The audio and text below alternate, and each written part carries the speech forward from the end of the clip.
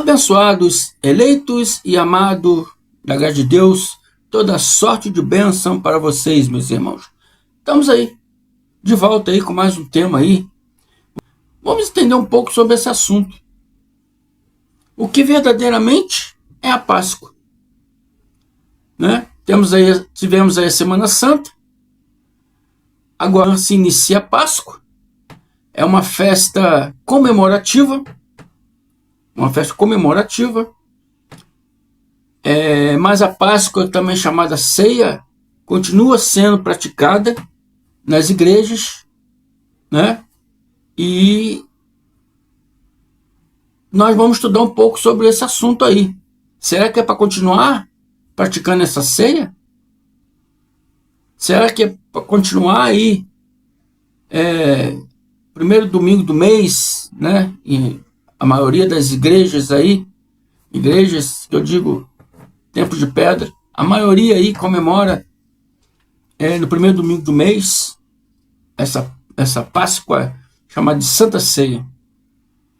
Mas vamos entender um pouquinho aqui que realmente qual é o significado de Páscoa. É uma festa simbólica, comercial, que os comércios aproveitam essas datas para ganhar din-din, né? É uma festa comercial, é um mandamento para a igreja praticar todo no primeiro domingo do mês, pelo menos a igreja evangélica são assim, a igreja católica eu não sei quando eles comemoram, mas é para ser comemorado essa festa, esse ritual aí, todo primeiro domingo do mês. Vamos ver aqui o que verdadeiramente representa essa Páscoa. A Páscoa foi pela primeira vez constituída aqui pelos judeus para eles comemorarem a saída do Egito, a qual eles eram lá escravos por 430 anos. No hebraico é Pessah, que significa passagem, porque um pouco antes do faraó liberar eles para eles ir embora, né? A história nos conta que o anjo da morte passou pela cidade do Egito, né? E aqueles que tinham sangue do cordeiro nos umbrais da porta, né? Era um sinal para que o anjo da morte não entrasse. Aqueles que não tinham sangue do cordeiro morreram. Entendeu? Isso é vamos dizer assim, isso é uma sabedoria oculta que devemos observar isso nos tempos de Jesus. Amém? No tempo de Jesus, ele foi o Cordeiro Pascual. Cordeiro Pascual. Morreu lá no madeiro para a salvação dos judeus. Cristo lá no madeiro, quando batizou, né, os judeus, perdoou os pecados deles. Eles foram perdoados, foram salvos das suas transgressões. O anjo da morte, quando passou lá na cidade do Egito e viu o sangue do cordeiro no umbrais da porta, ele não entrava. Então aquelas pessoas ali, aqueles judeus ali, ou muitos egípcios também, que creram na época, botaram sangue na porta, né? Nos umbrais da porta, foram salvos. É uma simbologia, tá entendendo? Quem creu no sangue do cordeiro que foi colocado no umbral das suas portas, foram salvos do anjo da morte. Quem não colocou foi morto. Quem não crê no Jesus, aqueles judeus na época que não creram em Jesus, não absorveram toda aquela sabedoria, todos aqueles conhecimentos, todos aqueles avisos que ele deu, explicando sobre o dia do juízo. Quem não quis dar ouvido para aquilo, foram perseguidos, foram mortos, foram capturados como escravos. Entende? Então é uma simbologia. Na época de Moisés foi uma simbologia escatológica para os dias de Cristo. Na chamada Santa Ceia, agora vamos entrar agora, né, no ritual, na liturgia cristã. Na chamada Santa Ceia, Lucas 22, 19 e 20, ele diz: tomando o pão, deu graças, partiu e deu aos seus discípulos, dizendo: isto é meu corpo dado em favor de vocês. Façam isso em memória de mim. Da mesma forma, depois da ceia, tomou o cálice, dizendo: este cálice é a nova aliança no meu sangue derramado em favor de vocês. Na Santa Ceia, Jesus foi o Cordeiro Pascual.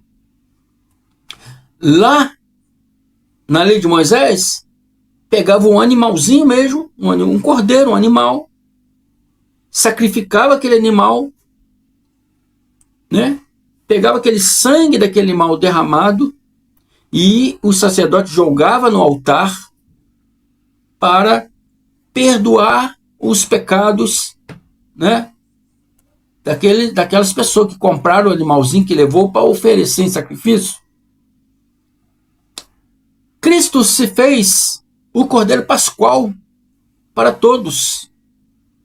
De uma única vez, a Bíblia faz uma única oferta, né? Ele se fez de cordeiro, foi, né, imolado no madeiro, né, para a salvação das transgressões dos judeus. Cristo não morreu por nós. Ele morreu para os judeus. Porque os gentios não transgrediam a lei. Os gentios não tinham obrigação de viver na lei. Então eles não transgrediam a lei. Né? Tudo isso que Jesus fez foi para os judeus. Né? Ele derramou seu sangue, se fez de Cordeiro Pascual para remir os pecados das transgressões dos judeus, para a salvação das transgressões dos judeus. Amém? Então ele disse: isso é meu corpo dado em favor de vós. Que ele deu o corpo dele em favor daqueles judeus. Este é o cálice da nova aliança no meu sangue. Ali ele estava mostrando ali que era o início de uma nova aliança que estava sendo ali apresentada, né, através do sacrifício dele. Através do sacrifício dele lá no madeiro. Então, Jesus nos mostra qual é a verdadeira comemoração da Páscoa, ou Santa Ceia, como queira dizer. Ele disse que aquilo ali era para pagar pecados. Significa perdoar as transgressões que os judeus faziam contra a palavra de Deus. Amém? Que a Bíblia diz que o pecado é a transgressão da lei. Pecar era transgredir a lei. Amém? Não é um ato que se faz segundo a carne. O que se faz segundo a carne é obras da carne. Lucas 22, 19 diz: isto é meu corpo dado em favor de vocês. Façam isso em memória de mim. Tanto a Páscoa como a Santa Ceia representava a salvação dos pecados dos judeus. Jesus se referiu aos judeus dizendo, faça isso em memória de mim, ou seja, lembre-se de se ajuntarem e ceiarem até que eu ressuscite. Se junte aí. Ceiam, todo mundo junto, né? Vivem essa união aí entre vocês até que eu ressuscite. Porque esse cálice é a nova aliança no meu sangue, derramado em favor de você. Jesus queria dizer que esse sacrifício será para que o meu sangue seja derramado em favor de vocês, para perdoar suas transgressões. Amém? Depois de tudo isso concluído, né, a palavra explica que ele foi traído pelo Judas, ele foi levado, preso, ele foi crucificado, mas antes de tudo isso, ele advertiu, registrado por Lucas, e disse, Lucas 22, 14, 18, e chegada a hora, pôs-se à mesa com ele os 12 apóstolos.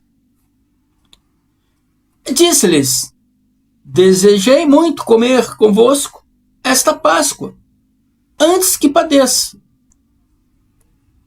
Ele estava desejando comer aquela Páscoa antes que padeça, quer dizer, ele ia morrer lá no madeiro, ia morrer fisicamente, e ele estava desejoso, pela última vez dele, da vida dele, sentar ali com os 12 ali e ceiar convosco. Por isso eu disse, desejei muito comer convosco esta Páscoa antes que padeça. A mesa ali não era a Páscoa, era a ceia. Ele estava ceando, né? Ceando pela última vez com aqueles discípulos que estavam ali. Ceia é um alimento que se faz à noite.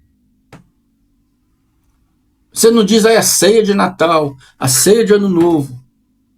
6 horas da tarde, em Israel, já se comemora à noite, né?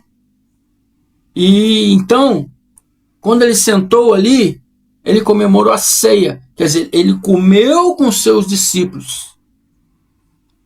Aquela santa ceia que aparece em quadros, né? Leonardo da Vinci, todo mundo sentado ali, ceando. Ali não era Páscoa. A diferença da Páscoa para a ceia.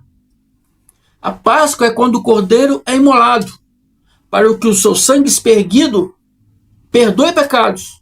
E essa Páscoa se deu lá no madeiro. Quando ele lá no madeiro foi crucificado, morto. Né? Veio um soldado e enfiou a espada nele. Disse que saiu água com sangue. O sangue foi esperguido. Ali foi o ritual, né? Da salvação dos judeus. Do perdão dos pecados dos judeus. Perdão dos pecados, daquelas transgressões que eles vinham fazendo. Mateus 26, 20 relata. É chegada a tarde. O que eu quis dizer? Que a ceia, né, à tarde, e como é chamado de ceia, poderia ser a tarde que nós chamamos de 5, 6 horas. E a partir dessas horas já começa a anoitecer, né? Já começa a ser a noite. Por isso é chamado de ceia. Então ele diz, e chegada a tarde, assentou-se à mesa com os 12. O que ele disse para os 12? Porque vos digo que não comereis mais até que ela se cumpra no reino de Deus. Amém?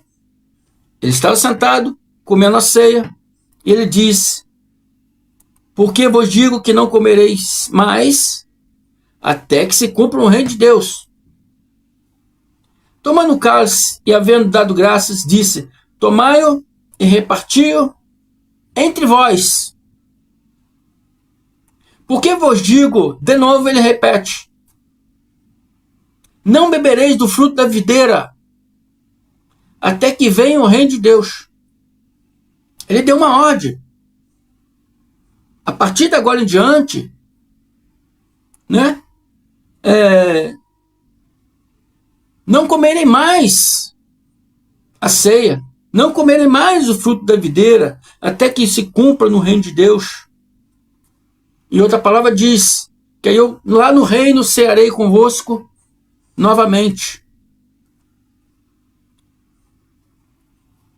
Então, abençoados, foi dada a ordem aqui para que não se fizesse mais essa ceia. A ceia do reino de Deus, o reino de Deus é viver em graça, pois estamos no reino de Deus. A nossa ceia hoje, o que é? É alimentar o espírito de conhecimento. Não é um alimento físico, né? De pão comprado na padaria, do vinho ou suco de uva comprado na padaria, não. Essa não é a verdadeira ceia. A ceia é se alimentar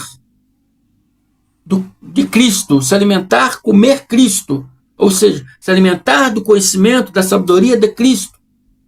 Essa é a verdadeira ceia. Se alimentar da palavra, do conhecimento, para crescermos em espírito, né? Em sabedoria, para que o nosso espírito cresça em sabedoria. Amém?